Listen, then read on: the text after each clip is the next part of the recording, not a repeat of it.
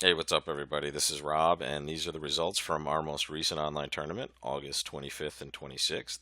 For those of you that might be watching this video on YouTube, check out the weekly online tournament via the link right below this video. You'll be able to sign up and play these hands before the video comes out. So let's take a look at board number one. Terrible result for me, and this all came down to what did we overcall with the south hand? East opened one heart at every table, and we had some difference of opinion with what we should overcall. Some people overcalled one spade, others, including myself, overcalled one no trump. The reason I overcalled a no trump here and would usually do so in a lot of different spots as well is I like my heart stopper.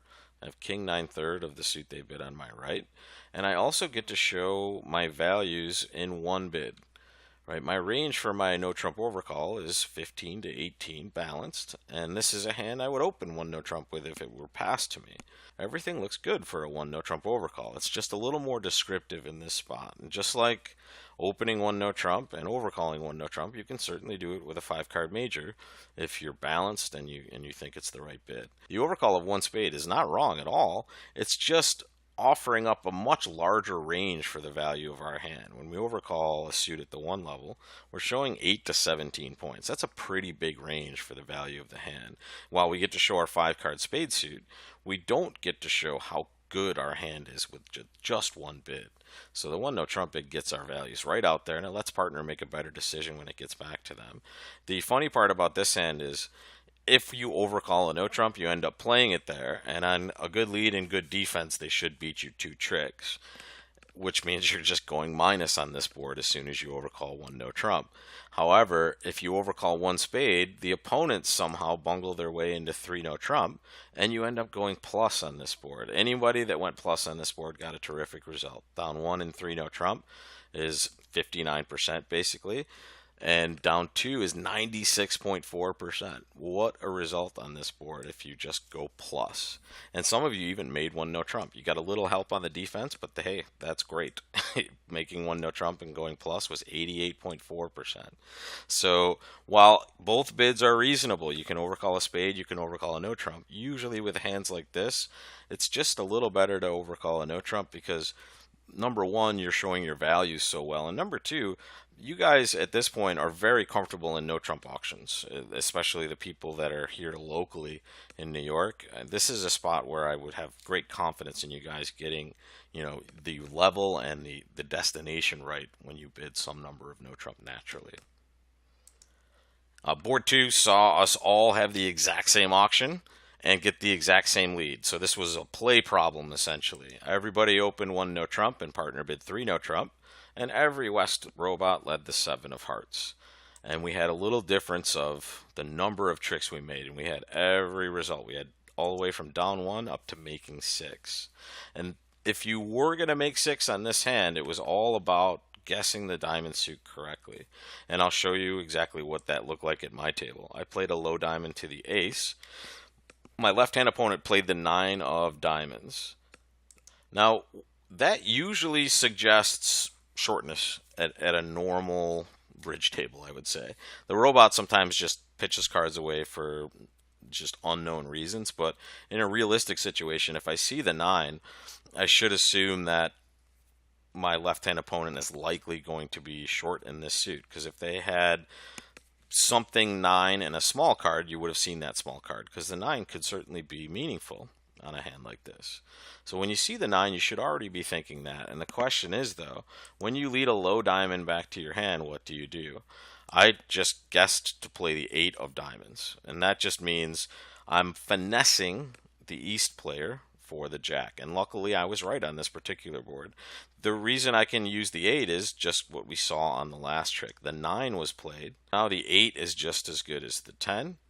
And when I play a low diamond, I get to play the 8, and that forces the king. And obviously, like we talked about, the king was short on this hand. It was king 9 doubleton. So the 8 produces the king, and now that's the only trick I lost.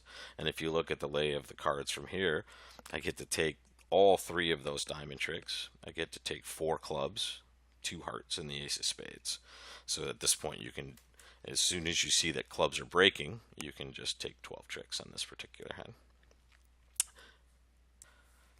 I saw a lot of different lines of play. The ones that cause the most trouble, though, guys, are the ones where we played our clubs first. If you play your clubs first, you're kind of taking entries away from both of these hands, and you could have faced some transportation problems further on in the hand, especially if you played clubs before you played your diamonds.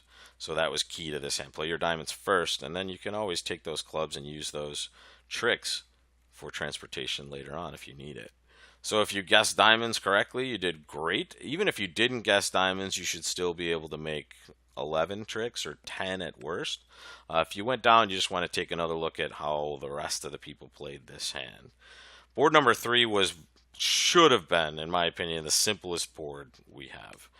It is a clear pass in first seat with this hand. And guys, I am super aggressive. I like to open every bad hand with a 5-card suit, but this is just, this went a little bit too far in my book. It's okay to pass. And again, with these tournaments, you're playing with what's called best hand constraints, which means you're going to have the best hand at the table. So you can be pretty confident if you pass, it will get passed out in most of these situations because you have 11. No one can have a better hand than you, right? So with that in mind and being short in the majors, it's perfectly fine to pass. If this was a spade suit, maybe I would bid a spade. But this hand is just not good enough to open. And as you can see, those of you that chose to open this hand were punished accordingly. We had some East-West essentially just bidding game if you open this hand.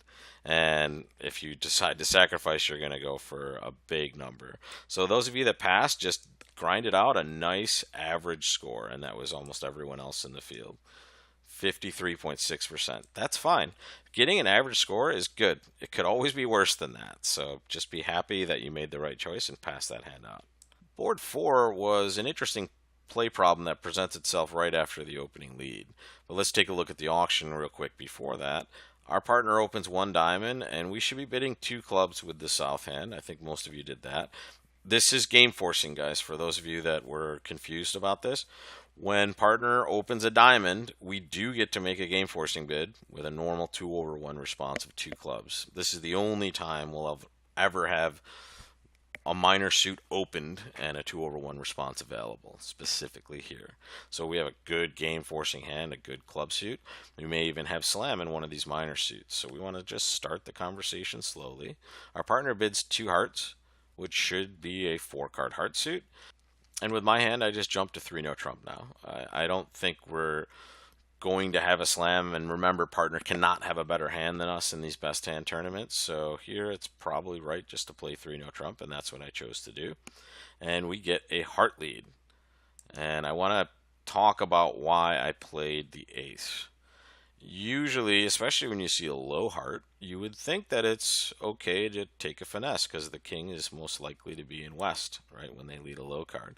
However, you have to fear something on this particular hand.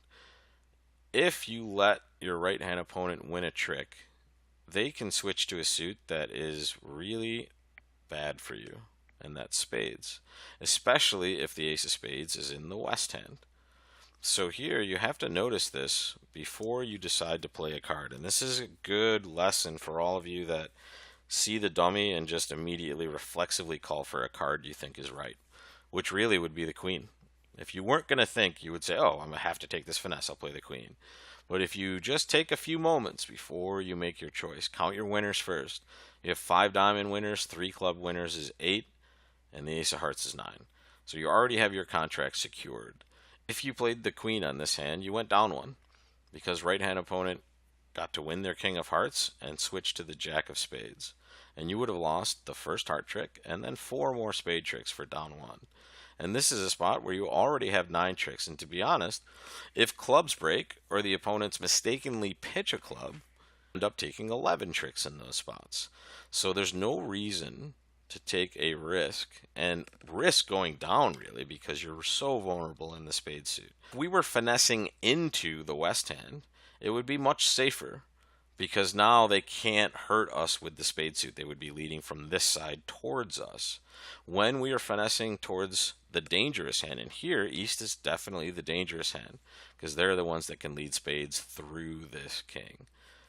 So if you noticed that early, you played the ace of hearts, and then you should have attacked diamonds immediately. You want to play your long diamond suit. You know they have to make a bunch of pitches. You're hoping they pitch some clubs. Even though you bid 2 clubs, they're probably supposed to catch on to that fact, but some people might not have paid attention or just forgot. So play all your diamonds first. You're hoping to see some clubs get pitched, and maybe that suit is running as well. And then, as it turns out, if they defend correctly, you'll just run off 9 tricks, and you will get an excellent result, 68.8%. Some of you played 5 diamonds, and your auctions were very reasonable. The problem is when you raise diamonds after partner bids 2 hearts, they immediately take you past what could have been your best spot, which is 3 no trump.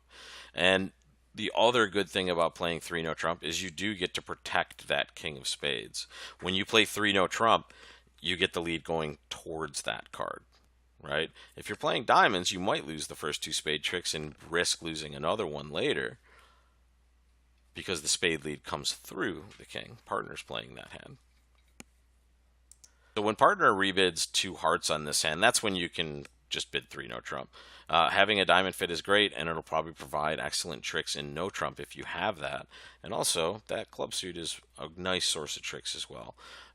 This hand, it ended up not mattering whether you played 5 diamonds or 3 no trump, because 3 no trump made 3 and 5 diamonds made 5. However, in most of these situations where diamonds is making 5 or clubs is making 5, no trump is making more than just 3, right? And anytime we make 4 or more and no trump, we're basically beating almost all of those people that play in Game of a Miner. Board 5 saw a pretty normal auction. We start with 1 diamond with the south hand. Our partner bids 1 spade, and we just make a normal 1 no trump rebid, 12 to 14 balanced. And our partner bids 2 no trump, invitational, right? They should have a good 11 or 12. You should hate your hand at this point. Anybody that bid 3 no, I think only one person bid 3 no trump, and you end up getting rewarded because you can make 3. However, it's what you should not be doing. When you have this shape, 4 3 3 3, you should downgrade your hand always. This is a bad shape. Definitely bad for playing suits, but pretty bad for playing no trump also, because you don't really have any excellent source of tricks. You much prefer a hand just like this with a 5-card suit, right? Much stronger. In fact, you would accept an invitation with the same values and, let's say, a 5-card diamond suit instead of 4 triple 3, right? So this is not a good hand, right? It is an absolute minimum because of the shape and the fact that you're right in the middle of the range you showed anyway. You're right at 13. So passing 2 no trump is good, and I think essentially all of you passed 2 no trump except for, oh no, sorry, there were a few of you that got a little aggressive and bid 3 no, and one of you made it. Let's see how we make 3 though. The lead that we saw for playing 2 no trump was just a small heart, so they get off to a heart lead. This is the right way to play hearts if they lead low, right? You're usually, if you were going to play this suit yourself, would lead low from this hand, the south hand, towards the king jack. If they played low, you would play the jack. So this is the same circumstance, except it's even better. When they lead a low one, you don't have to play the jack. You get to float that card all the way around to the 10 you have in your hand. And now when we see the ace to our right, we can very reliably assume we have 2 heart tricks, because that finesse just worked, right? We played low and they were forced to play their ace, so that means, guess what? The queen should be right here. The next thing they lead is a spade. Not terribly unpredictable, right?